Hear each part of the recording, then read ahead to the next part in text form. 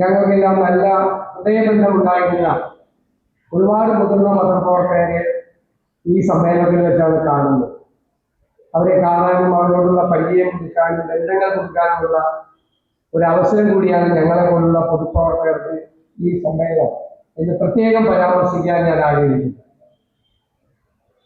നമുക്കറിയാം, പെൻഷൻ പദ്ധതി ഇവിടെ സൂചിപ്പിച്ചതുപോലെ ശ്രീ കെ കരുണാകരൻ 1993 ആവിഷ്കരിച്ച ഒരു പ്രസ്ഥാനമാണ്. പക്ഷെ അത് മറ്റ് പെൻഷൻ പദ്ധതികൾ പോകുന്നത് പോലെ അത് മുന്നോട്ട് പോയില്ല എന്നതൊരു യാഥാർത്ഥ്യമാണ്.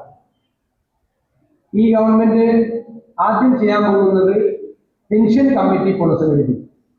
എന്നിട്ട് പെൻഷൻ കമ്മിറ്റി ഒന്ന് ചെയ്യും.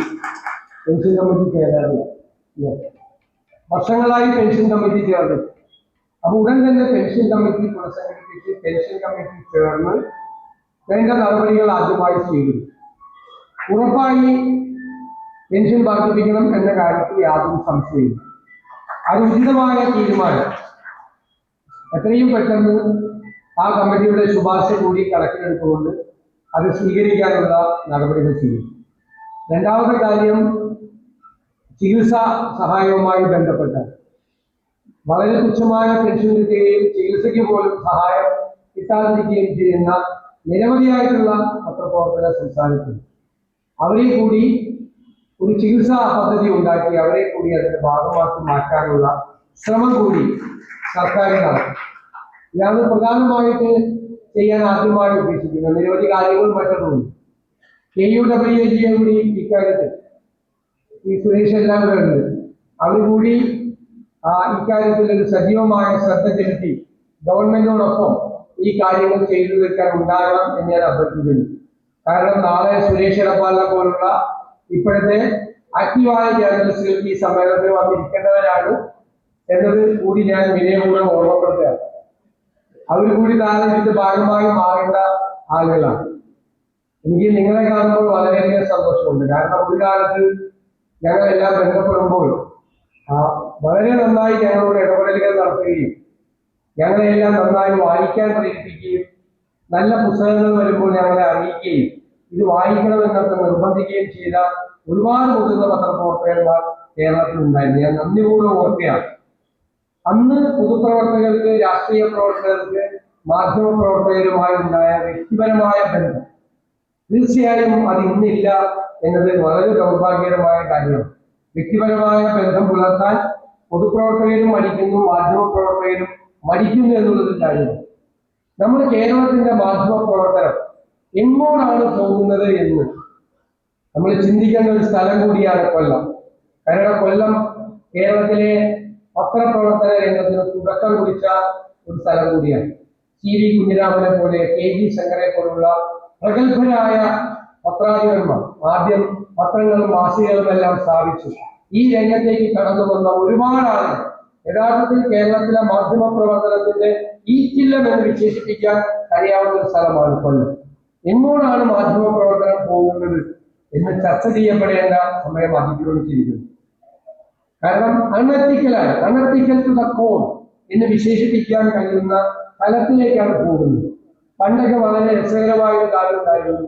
തെറ്റായ ഒരു വാർത്ത ഒരു പ്രിന്റ് മീഡിയയിൽ വന്നാൽ ഉറപ്പായി 24 മണിക്കൂറിനകം അടുത്ത പത്രം വരുമ്പോൾ പത്രാധിപരുടെ ഒരു ഖേദം കുറിപ്പുണ്ടാവുകയാണ്. ഇന്നലെ അത് തെറ്റായിട്ടാണ് പ്രസിദ്ധീകരിച്ചത്, അതിൽ ഖേദിക്കുന്നു എന്ന് പറഞ്ഞു. ഇപ്പോ ആ വാർത്ത ഒന്ന് മാറ്റിവെക്കുന്ന പോലുമില്ല. തെറ്റാണെന്ന് അറിഞ്ഞിട്ട് വീണ്ടും ആ വാർത്തയുടെ പുറകെ പോവുകയും കുറെ കൂടി അസത്യങ്ങൾ കണ്ടെത്തുകയും ചെയ്യും. എല്ലാ ദിവസവും ഒരുപാട് ചാനലുകൾ ഉണ്ടാകുമ്പോൾ ഒരുപാട് വാർത്തകൾ വേണം എന്ന കാര്യത്തിൽ തർക്കമില്ല. പക്ഷെ വാർത്തകൾ കിട്ടാതിരിക്കുമ്പോൾ ആകാശത്ത് നിന്ന് മറ്റേ കയ്യിൽ ഭസ്മം എടുക്കുന്നത് പോലെ ആകാശത്ത് നിന്ന് വാർത്തകൾ ക്രിയേറ്റ് ചെയ്ത് വാർത്തകൾ ഉണ്ടാക്കുകയാണ്. ചില വാർത്തകൾ കാണുമ്പോൾ അറിയാതെ തിരിച്ചു പോകുന്നുണ്ട്. പക്ഷെ കേരളത്തിലെ ജനങ്ങൾ പ്രബുദ്ധരാണ് എന്നും അവർ ഇത്തരം വാർത്തകൾ കാണുമ്പോൾ പരിഹസിച്ച് ചിരിക്കുന്നുണ്ടെന്നും മറക്കരുത് എന്നാണ് എന്റെ വിനയപൂർവമായ അപേക്ഷ. ഞാൻ രാഷ്ട്രീയ നേതാക്കളെയോ ഭരണകൂടങ്ങളെയോ വിമർശിക്കുന്നതിനെ കുറിച്ചല്ല ഞാൻ പറയുന്നത്. അത് എല്ലാ കാലഘട്ടത്തിലും രാഷ്ട്രീയ നേതാക്കളും ഭരണകൂടങ്ങളും എല്ലാം വിമർശനത്തിന്റെ പരിധിയിലുണ്ടായിരുന്നു. ചിലപ്പോൾ കൂടുതൽ വിമർശിക്കപ്പെട്ടിട്ടുണ്ട്, ചിലപ്പോൾ ചില ആളുകൾ സംരക്ഷിക്കപ്പെട്ടിട്ടുണ്ട്, അതെല്ലാം ഉണ്ടായിരുന്നു. പക്ഷെ അതിനപ്പുറത്തേക്ക് ഒരു മാധ്യമ പ്രവർത്തനം പോവുകയും മാധ്യമ പ്രവർത്തനത്തിന്റെ ഒരു ക്രെഡിബിലിറ്റി, വിശ്വാസ്യത നഷ്ടപ്പെട്ടുകൊണ്ടിരിക്കുകയും ചെയ്യുകയാണ്. ചില ചാനലുകളും ചില വാർത്താ മാധ്യമങ്ങളും ഒരു പുതിയ കൾച്ചർ ഉണ്ടാക്കുകയാണ്. അതിന്റെ പുറകെ മുഖ്യധാര മാധ്യമങ്ങൾ കൂടി ഈ ക്രെഡിറ്റ് റേറ്റിംഗിന്റെ പേരിൽ പുറകെ പോകുന്ന സങ്കടകരമായ കാഴ്ച കൂടി കാണുന്നുണ്ട്. ഞാൻ മാറി നിന്ന് നോക്കുന്ന മുഖ്യമന്ത്രിയായി ഞാനിത് പറഞ്ഞതായിട്ട് നിങ്ങൾ കരുതണ്ട.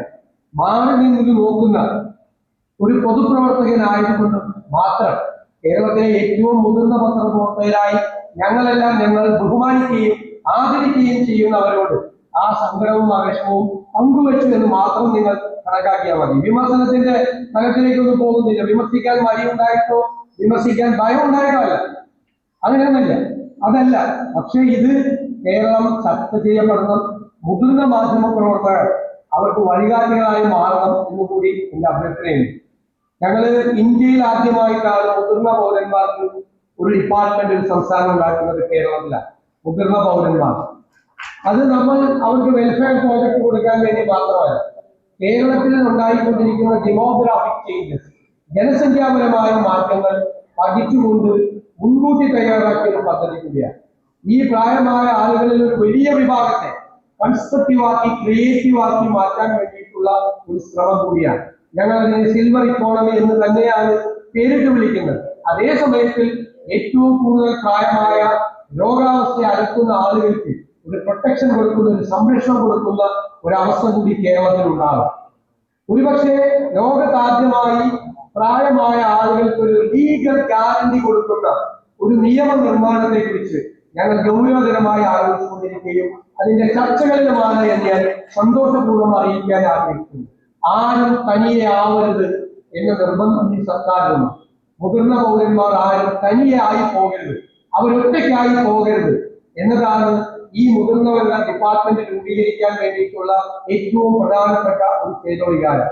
അതേ അവസരത്തിൽ തന്നെ പുതിയ തലമുറയും ഈ പഴയ തലമുറയിൽപ്പെട്ട ആളുകളെയും തമ്മിൽ ഒരുമിപ്പിച്ച് നിർത്തിക്കൊണ്ടുള്ള ഒരു വലിയ മുന്നേറ്റം ഉണ്ടാകണം. അത് മാധ്യമ പ്രവർത്തക രംഗത്തും മുതിർന്ന മാധ്യമ പ്രവർത്തകർ സജീവമായി സക്രിയമായി ഇടപെടാൻ വേണ്ടിയിട്ടുള്ള ഒരു സംവിധാനം കൂടി തീർച്ചയായിട്ടും ഞങ്ങൾ ആലോചിക്കും എന്നുകൂടി വിനയപൂർവ്വം പറഞ്ഞുകൊണ്ട് നിങ്ങളെല്ലാവരെയും ഒരിക്കൽ കൂടി കാണാൻ കഴിഞ്ഞതിലുള്ള സന്തോഷം പങ്കുവെച്ചുകൊണ്ട് സീനിയർ